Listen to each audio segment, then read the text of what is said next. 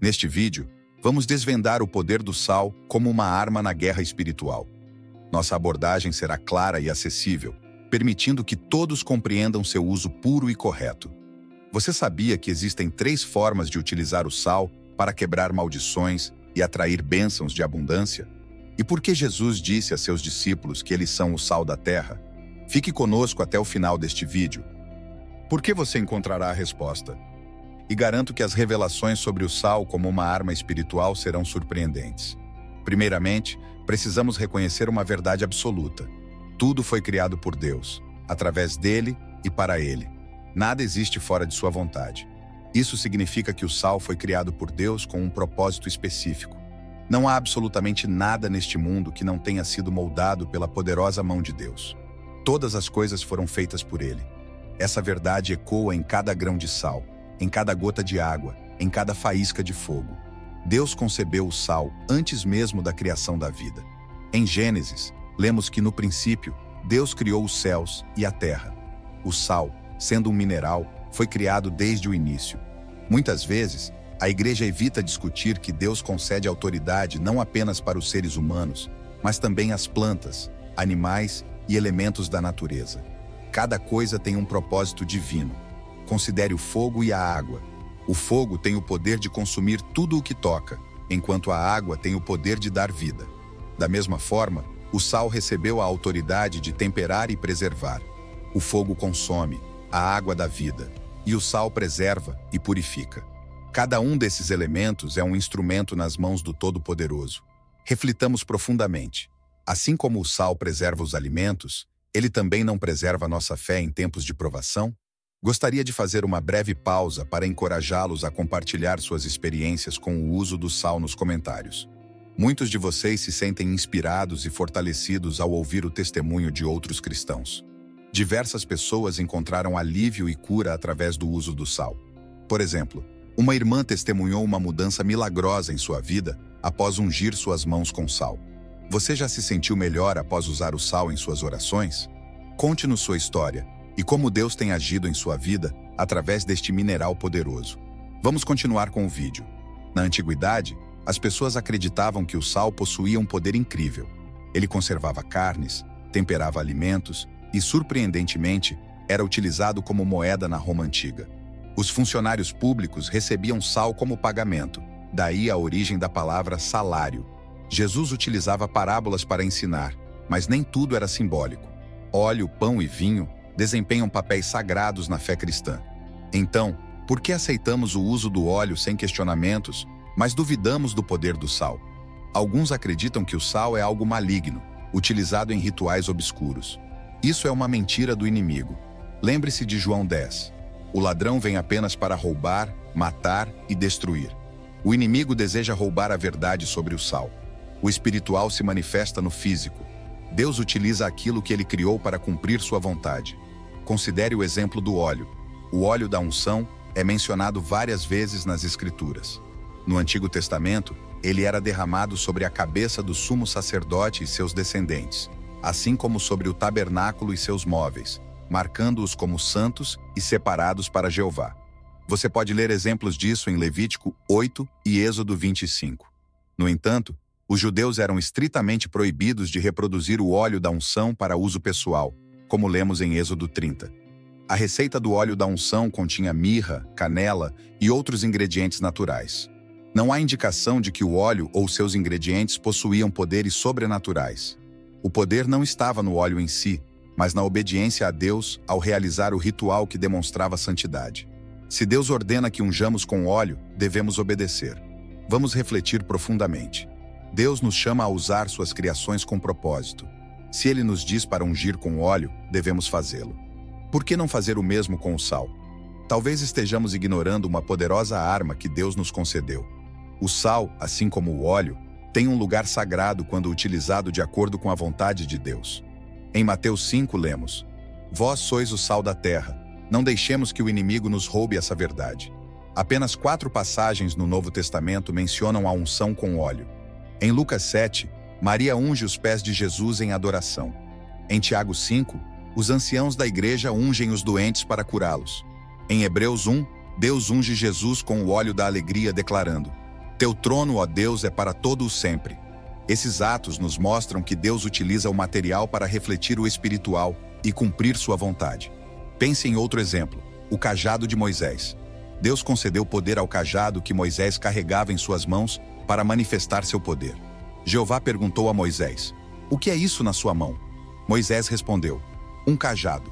Jeová então disse: "Jogue-o no chão." Moisés o jogou no chão, e o cajado se transformou em uma serpente, fazendo Moisés fugir dela. Por isso eles acreditarão que Jeová apareceu a você. Os profetas utilizaram elementos como água, sal, óleo, mantos e cajados em seus ministérios. Não idolatravam esses objetos, mas os usavam como ferramentas em atos proféticos. Eles compreendiam que o uso diário desses elementos poderia facilmente transformá-los em simples rituais religiosos. Tudo o que discutimos até agora está fundamentado na Bíblia. Nada foi alterado. É puramente a palavra de Deus.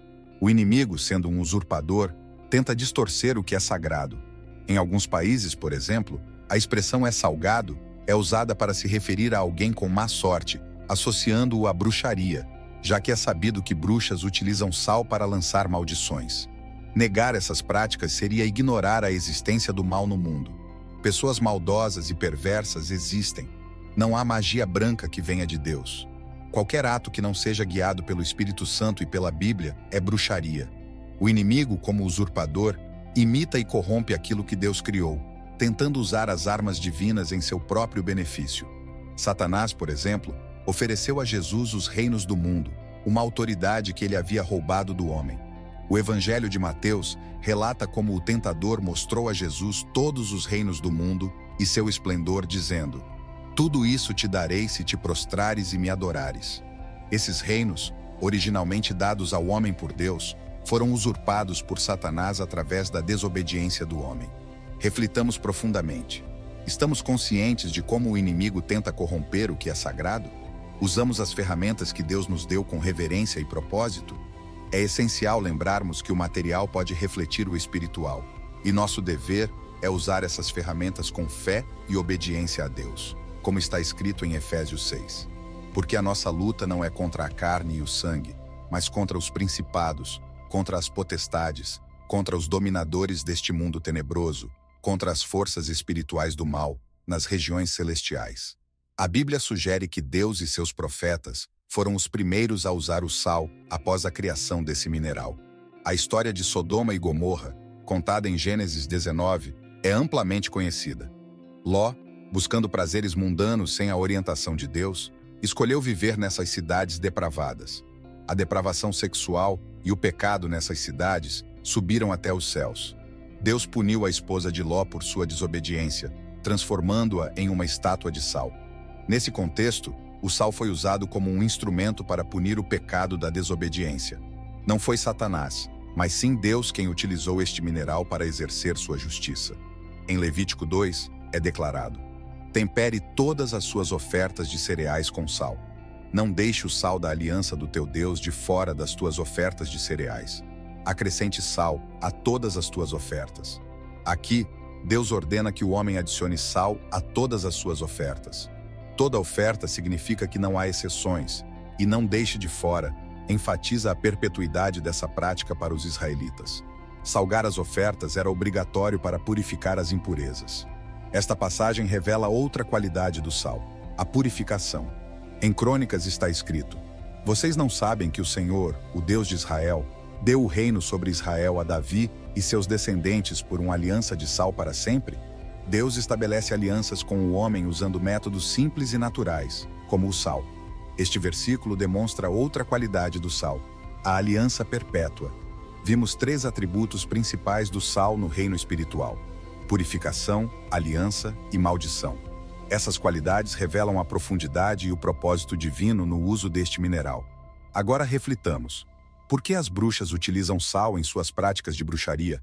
Elas o utilizam justamente por estarem cientes do atributo espiritual que o sal representa, sabendo que ele é um mineral criado pelo Deus Todo-Poderoso, que transcende tanto o mundo material quanto o espiritual, e que possui essas 3 autoridades específicas que, se usadas contra o inimigo, podem causar danos significativos. O inimigo tentou fazer com que os cristãos e o mundo acreditassem que o sal é um instrumento do mal, usado apenas por feiticeiros. Mas hoje você vai entender que o sal não é apenas uma ferramenta esquecida do Antigo Testamento. A aliança do sal é eterna, e se os cristãos deixaram de usá-lo, é porque foram astuciosamente enganados. Hoje é o dia de dizer, basta para os enganos. Hoje é o dia da verdade. Glória a Deus. No início deste estudo, vimos que a esposa de Ló foi transformada em uma estátua de sal, o que está intimamente relacionado à destruição de Sodoma e Gomorra. Em Deuteronômio 29, lemos: E as gerações vindouras, vossos filhos que se levantarão depois de ti, e o estrangeiro que vier de uma terra distante, quando virem as pragas daquela terra e suas doenças com as quais o Senhor a afligiu, o enxofre e o sal, queimando toda a sua terra. Não será semeada, nem produzirá, nem crescerá nela erva alguma, assim como na destruição de Sodoma e Gomorra, que o Senhor destruiu em sua ira e indignação. Enxofre e sal são símbolos de maldição na terra, inibindo qualquer forma de vida de crescer. Quando combinados, o sal e o enxofre têm o poder de destruir. Agora compreenda por que os feiticeiros utilizam o sal. O que originalmente servia para a justiça de Deus hoje é usado contra os filhos de Deus. Isso não acontece porque o sal seja inerentemente mau, mas porque abandonamos os atos proféticos e os instrumentos que nos foram dados. O sal é nossa herança divina.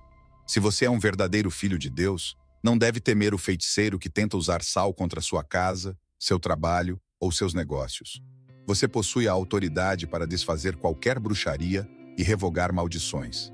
Em Sofonias 2, está escrito: Portanto, tão certo como eu vivo, diz o Senhor dos Exércitos, Deus de Israel, Moabe será como Sodoma, e os filhos de Amon como Gomorra, um campo de urtigas e um poço de sal, e uma desolação perpétua.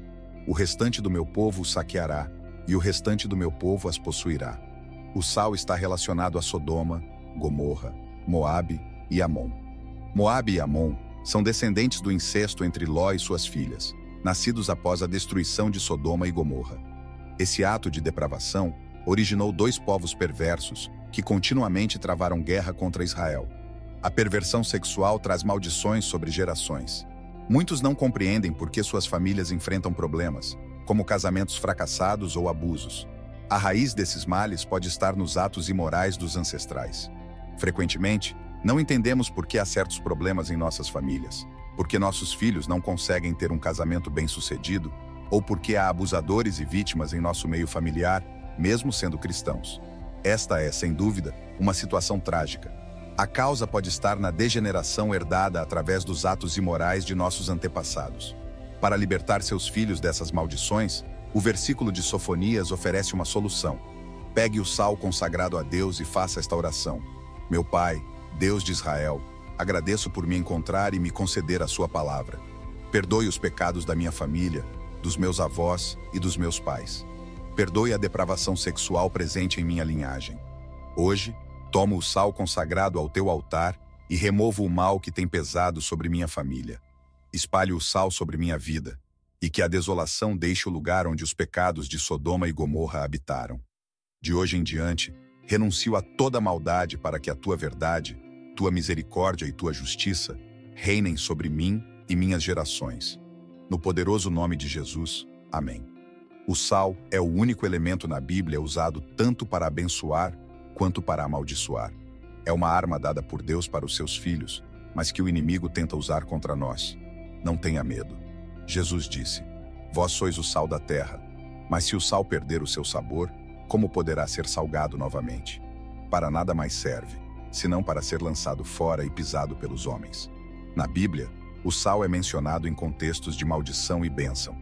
No Salmo 107 está escrito: Ele transformou rios em deserto, fontes em solo sedento e terras férteis em um deserto de sal, por causa da maldade dos que viviam ali.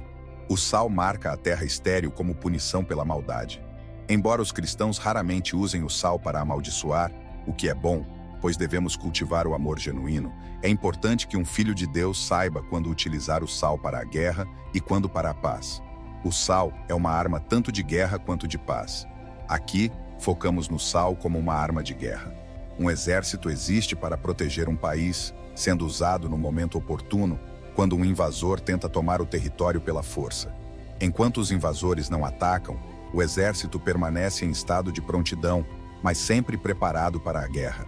Infelizmente, na guerra espiritual, o inimigo já está atacando o território cristão, e o sal deve ser utilizado para amaldiçoar o exército inimigo. Pegue o sal consagrado a Deus e espalhe-o por sua casa, seu bairro, sua cidade. Agora, convido você a fazer esta oração com autoridade.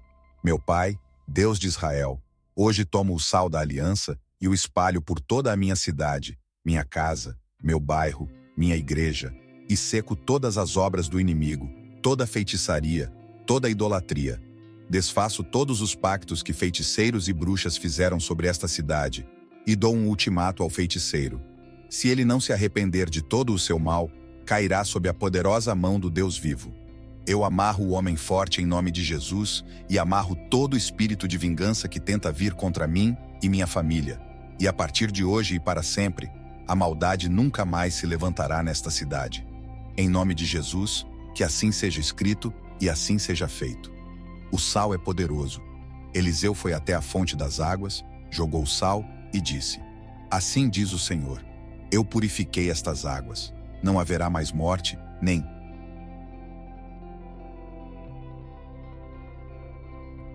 esterilidade. Este é um dos versículos mais conhecidos sobre o sal. Eliseu, um homem que recebeu uma porção dobrada do Espírito, utilizou o sal que Deus lhe entregou para purificar as águas em nome do Senhor. Em Ezequiel 4, está escrito: Quando terminares de fazer expiação, oferecerás um novilho sem defeito e um carneiro sem defeito. Os sacerdotes espalharão sal sobre eles e os oferecerão como sacrifício de holocausto ao Senhor. Os animais oferecidos a Deus precisavam ser purificados com sal antes de serem queimados, mostrando a importância do sal nos rituais de purificação no Antigo Testamento. Pense no dinheiro. Ele passa por muitas mãos antes de chegar ao altar de Deus como oferta ou dízimo.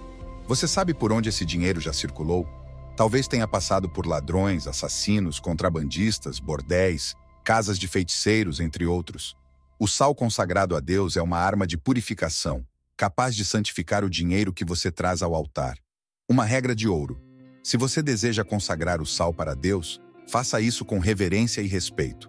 Se você comprar sal para consagrar, adquira um pacote inteiro e dedique 100% ao serviço de Deus. Não utilize este sal para outra finalidade. Reserve-o exclusivamente para honrar a Deus.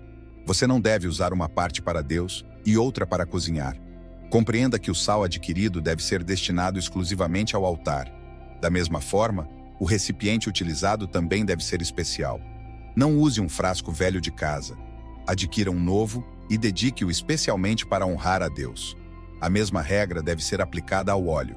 Muitas igrejas, ao receberem dízimos e ofertas, aspergem sal sobre eles e oram a Deus para que sejam purificados de toda impureza, conforme é mencionado em Levítico 2. Embora nem todas as igrejas pratiquem esse ato profético, há aqueles que entendem que o fruto de seu trabalho deve ser puro. Por isso, antes de entregarem o dízimo, alguns limpam-no em casa, utilizando o sal consagrado para essa finalidade. A aliança, conforme declarada em Números 18, diz: Todas as ofertas alçadas das coisas sagradas que os filhos de Israel oferecem ao Senhor, eu dei a ti e a teus filhos, e a teus descendentes contigo, por estatuto perpétuo.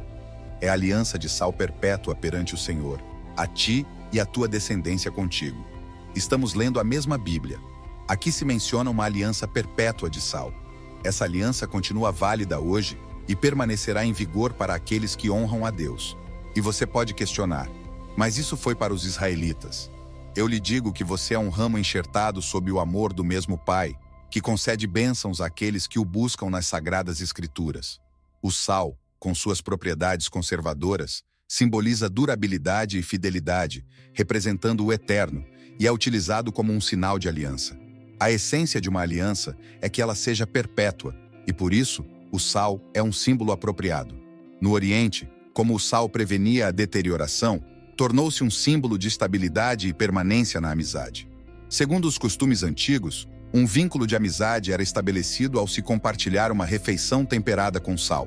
Pegar sal e colocá-lo na comida compartilhada entre duas pessoas era uma garantia de amizade duradoura, uma promessa de fidelidade perpétua, assegurando a contínua solidariedade entre as partes envolvidas. Duas pessoas que compartilhassem uma refeição temperada com sal comprometiam-se a não trair ou prejudicar uma a outra. Dizia-se que sempre que alguém comia o sal de um homem durante uma refeição, tornavam-se amigos para a vida toda. O Eterno queria que cada sacrifício fosse uma lembrança do relacionamento com ele. Quando convênios eram feitos, as partes frequentemente comiam juntas, incluindo sal, que denotava lealdade e fidelidade perpétuas à aliança estabelecida. Portanto, compreendia-se que uma aliança de sal deveria ser cumprida sem falhas. Números 18 menciona que o descumprimento ou a traição dessa aliança era frequentemente punível com a morte. Em certa ocasião, um historiador americano estava realizando pesquisas em uma cidade do Oriente Médio, quando a noite caiu sem que ele percebesse. Sabendo dos perigos das estradas à noite, decidiu se aproximar de uma das tendas ao longo do caminho. Era provável que essa tenda pertencesse a pessoas que roubavam viajantes perdidos, mas ele não tinha escolha. A noite estava fria e o perigo era iminente. O americano, aproximando-se da tenda, falou com o dono, explicando que a cidade para onde estava indo ainda estava distante e que era muito arriscado continuar a viagem. Prosseguir na estrada à noite poderia ser extremamente perigoso, com o risco de se perder ou encontrar algo pior. O homem da tenda, percebendo a situação, disse ao viajante: "Você não sabe que sou um ladrão? Como pode ter certeza de que não vou te matar e roubar tudo o que você carrega?" O viajante, confiante, respondeu: "Sim, eu sei que você é um ladrão, mas vou fazer uma aliança de sal com você." Então, o ladrão, surpreendido, disse: "Entre, seja bem-vindo em nome do Senhor e sente-se." Ele colocou pão na mesa, temperou-o com sal e ambos comeram. Na manhã seguinte, o americano levantou-se e encontrou o ladrão vigilante na tenda, cuidando de seus pertences. O ladrão contou os itens do viajante e devolveu tudo de forma gentil. O americano, então, entrou em seu veículo para continuar sua viagem, escoltado pelo ladrão, que o acompanhou e protegeu até a cidade de destino.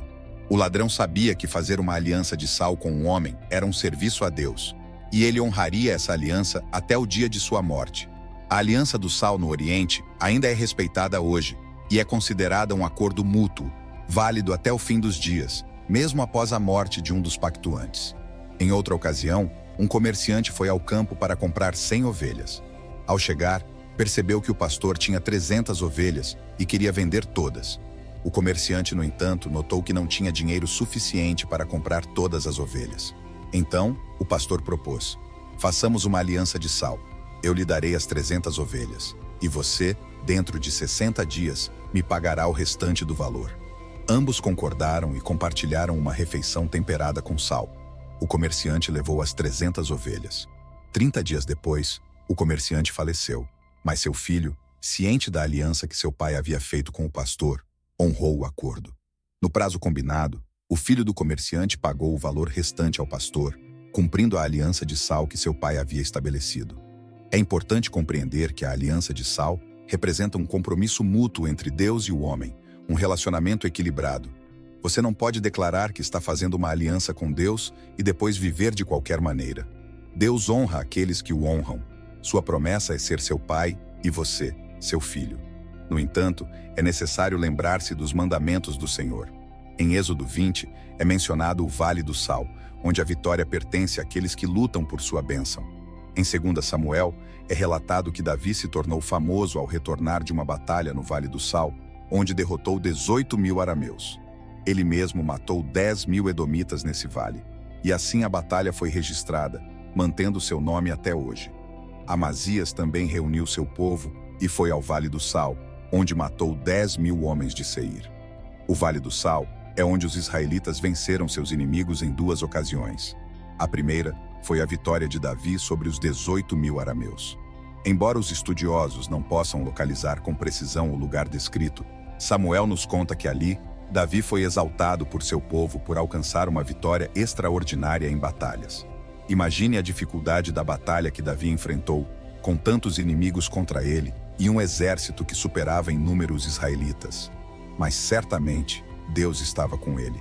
De fato, Davi alcançou a vitória no Vale do Sal, derrotando os 18.000 soldados. Contudo, quero esclarecer algo sobre este breve relato. Se você não lutar suas batalhas, não poderá vencer. Muitos de nós crescemos ouvindo a frase: Deus luta nossas batalhas, mas isso é uma meia-verdade. Deus venceu a guerra, isso é um fato, mas cabe a você lutar as suas batalhas, lutar por suas bênçãos. É um hábito prejudicial que muitos cristãos modernos adquiriram, de apenas orar e clamar, esperando que tudo seja resolvido. Deixe-me lembrá-lo de que Jesus é a palavra que se fez carne, e suas palavras foram sempre acompanhadas por ação. Ele se dedicou apenas à oração? Certamente que não. O Mestre, assim como Davi, sabia que as batalhas são enfrentadas colocando em prática a fé que professamos. Sim, é verdade que devemos orar, jejuar e louvar, mas também há um momento para agir de acordo com aquilo em que acreditamos de todo o coração. Para o israelita, o sal tem um significado profundo. Com ele, a aliança de Deus com o homem foi firmada. As ofertas eram purificadas com sal, e tanto bênçãos quanto maldições podiam ser pronunciadas através dele. Naquele dia, Davi precisava provar ao povo que Deus estava ao seu lado, que o sal da aliança repousava sobre ele, e que a vitória viria das mãos de Jeová. Agora, você que busca as bênçãos de Deus, o que faz para alcançá-las? Você apenas espera, ora em casa e aguarda que Deus se manifeste? Ou talvez se contente apenas em frequentar a igreja? Nós, cristãos, muitas vezes esperamos a resposta de Deus e consideramos isso suficiente. Relutamos em fazer sacrifícios e nos limitamos ao mínimo necessário para sermos vistos como bons crentes. Somos conformistas, mas não verdadeiramente gratos. Desejamos alcançar as maiores bênçãos com o menor esforço possível. O que os cristãos devem fazer para conquistar suas bênçãos? A resposta é simples: devem lutar por elas. A história de Davi é um exemplo claro de como o sal pode abençoar ou amaldiçoar. Se você entrar na batalha determinado a vencer, o sal será uma bênção para você. Mas se você entrar na luta com a atitude de fazer o que puder, o sal poderá se tornar sua perdição. Assim também age uma bruxa. Se uma bruxa lançar uma maldição sobre sua casa usando sal, e você não estiver consagrado a Deus, essa maldição poderá recair sobre você. Porém, se você compreender que o sal é uma arma dada por Deus e honrá-lo com fidelidade, então nenhuma praga ou maldição tocará sua casa. Um cristão deve orar, jejuar, consagrar-se, ser justo, piedoso e viver em retidão diante de Deus, permanecendo espiritualmente conectado. Se alguém não vive no reino espiritual, algo essencial está faltando em sua vida. O sal é o ponto de partida nessa luta. Em muitas ocasiões, Jesus curou apenas com sua palavra, mas em outras, ele utilizou atos proféticos, demonstrando que era o Filho do Criador de todas as coisas. Em João 9, lemos que ao passar, Jesus viu um homem cego de nascença. Seus discípulos perguntaram: Rabi, quem pecou, este homem ou seus pais, para que nascesse cego? Jesus respondeu: nem ele nem seus pais pecaram, mas isso aconteceu para que a obra de Deus se manifestasse nele.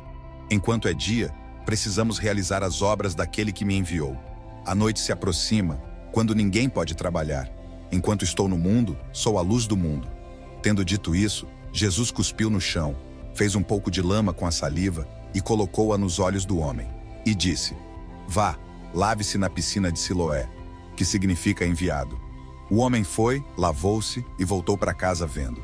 Talvez você ainda não tenha compreendido completamente o que estou tentando explicar, então vou dar alguns exemplos relacionados às plantas. Sabemos que Deus criou tudo o que existe e que tudo foi feito para sua glória. Entre tudo o que foi criado, há plantas que foram designadas para curar o corpo humano e animal. Algumas até possuem propriedades para tratar doenças graves.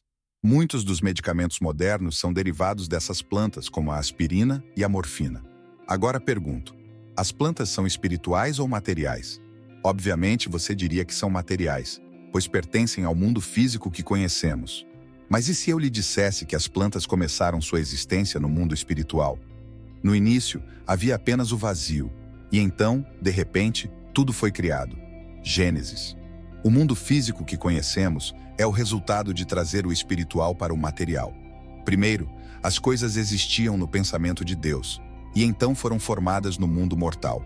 Como diz Jeremias: antes que eu te formasse no ventre, eu te conheci, e antes que saísses da madre, te santifiquei. Jesus é o Espírito feito carne. Quando transferimos o espiritual para o mundo material, é nesse momento que os milagres acontecem. O sal é apenas sal, até que seja unido ao espiritual. No contexto espiritual, ele se torna símbolo de aliança, purificação e bênção. O próprio Jesus mostrou essa união do espiritual com o físico. Tendo dito isso, ele cuspiu no chão, fez lama com a saliva e aplicou-a nos olhos do cego. A terra, por si só, é apenas terra, mas do pó da terra o homem foi criado. A saliva é apenas saliva, mas também é composta de água, e a água foi criada para dar vida. Jesus reconheceu esse poder e, por meio de sua autoridade, uniu o espiritual com o material para realizar um milagre. No entanto, há um ponto crucial nessa história, que está em João 9. Ele lhe disse: "Vá se lavar na piscina de Siloé", que significa enviado. Então ele foi, lavou-se e voltou vendo. A ação completou o milagre. Obediência e ação resultam em bênção. Resumo final. O sal tem sido utilizado como ferramenta de guerra desde os tempos do Antigo Testamento, simbolizando a aliança entre Deus e Davi. Era usado para purificar ofertas e condenar lugares marcados pelo pecado. Simbolicamente, o sal representa a eternidade. É utilizado para purificação, maldição e para estabelecer alianças. Seu uso deve ser cuidadoso e puro, desde a compra até a dedicação, utilizando utensílios novos e reservados exclusivamente para esse propósito. Ao utilizar o sal, o crente deve ser dedicado a Deus e viver como um verdadeiro filho da fé. O sal é usado em locais afetados por maldições de bruxaria, pecado e maldade humana, em lugares onde espíritos malignos se recusam a sair, sempre orando e intercedendo durante o ato e neutralizando qualquer espírito de vingança. Além disso, o sal é empregado para eliminar maldições de corrupção transmitidas de geração em geração, aplicando-o sobre o útero e renunciando a quaisquer laços ancestrais. Deve também ser espalhado sobre os dízimos e ofertas apresentadas no altar, orando por sua purificação. No lar e nos lugares consagrados, o sal é espalhado para afirmar que estão protegidos pela graça divina e que nenhuma entidade maligna ou feitiço tem poder sobre eles. Nas culturas orientais, o sal simboliza um compromisso mútuo de não trair ou causar dano, estabelecendo um vínculo de confiança e lealdade eterna. No entanto, o sal não terá efeito sem fé e compromisso com Deus. Aviso final. Você já ouviu falar da serpente de bronze que Deus ordenou que Moisés fizesse em Números 21, depois de deixar o Monte Or, a caminho do Mar Vermelho, para contornar a terra de Edom? O povo ficou desanimado e falou contra Deus e contra Moisés. Por que nos fizeste subir do Egito para morrermos no deserto? Não há pão nem água, e detestamos esta comida miserável. Então, Jeová enviou serpentes ardentes entre o povo, e elas morderam o povo. Muitos israelitas morreram. O povo veio a Moisés e disse: "Nós pecamos quando falamos contra Jeová e contra você. Orem a Jeová para que ele tire as serpentes." Moisés orou pelo povo e Jeová lhe disse: "Faça uma serpente ardente e coloque-a sobre uma haste. Qualquer um que for mordido pode olhar para ela e viver." Moisés fez uma serpente de bronze e colocou-a sobre um poste. Sempre que alguém era mordido e olhava para a serpente de bronze, vivia. Deus foi misericordioso com seu povo, fornecendo um instrumento visível para que os israelitas pudessem olhar e ser salvos do veneno. Mas a história não termina aí. O povo de Deus mais tarde se corrompeu novamente. Em 2 Reis 18, o rei Ezequias removeu os lugares altos, quebrou as pedras sagradas, cortou os postes sagrados e destruiu a serpente de bronze que Moisés tinha feito, porque até aquele tempo os israelitas queimavam incenso a ela e a chamavam de Nehushtan. O rei Ezequias destruiu a serpente porque o povo de Israel havia esquecido que o milagre veio de Deus, e não de uma estátua. O mesmo vale para o sal. Ele deve ser um instrumento a serviço dos filhos de Deus, não um objeto de reverência ou uso frívolo. O sal é um meio de manifestar a autoridade de Deus. Seja correto, seja um servo fiel, e não cometa o mesmo erro dos israelitas. Use as ferramentas de Deus de maneira adequada, e você sempre terá o favor do seu Pai Celestial. Que você seja abençoado. Bênçãos. Não viva em lamentações, luto ou autopiedade. Você é um guerreiro em tempos de guerra, e o único objetivo é seguir em frente. Não há retorno. Um cristão nunca retrocede. Um cristão é fiel a Deus em tempos bons e ruins. A fé nunca deve enfraquecer. Se você é um cristão, viva de forma sobrenatural. Se o poder espiritual do sal na Bíblia te surpreendeu, imagine o vídeo que está aparecendo na tela agora. Clique nele e descubra o que a Bíblia diz sobre tatuagens. Deixe sua opinião sobre o tema do vídeo nos comentários, sempre respeitando as opiniões dos outros. Espero que tenham gostado do vídeo. Se este conteúdo foi valioso para você, peço que me apoie se inscrevendo no canal para não perder nenhum dos nossos próximos vídeos. Compartilhe este vídeo com sua família e amigos, dê um like e deixe sua opinião nos comentários. Isso ajuda o vídeo a alcançar mais pessoas. Juntos, podemos iluminar mais mentes e expandir nossa compreensão. Obrigado por estar aqui e que Deus te abençoe.